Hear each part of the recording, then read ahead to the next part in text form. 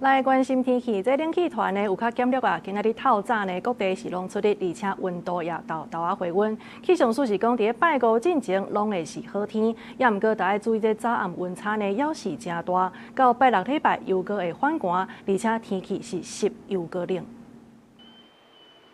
大陆冷气团减弱，伫北部总算感受到寒天温暖的日头。气象署表示，对拜三开始，各地拢会出日是好天。温度回温，但是因为辐射冷却效应，早暗也是真寒。拜三透早，西半部上低温出现伫新竹关西，只有4.9度，其他地区拢是10度左右的低温。到拜五进前，拢要注意这款早暗温差大的天气，上侪会差到10度左右。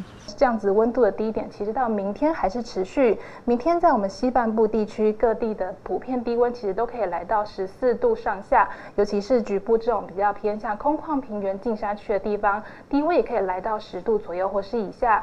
提醒大家都要多加留意。至于白天气温方面呢，由于太阳加热比较偏温暖，所以说我们的温度可以来到20到25度上下，所以日夜温差上面感受比较大。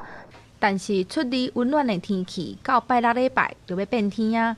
气象署讲，受东北季风路南，加上菲律宾东南边海面上有一个热带性低气压，东北季风甲低气压外围环流，会造成北部、东半部会有雨，天气转淡。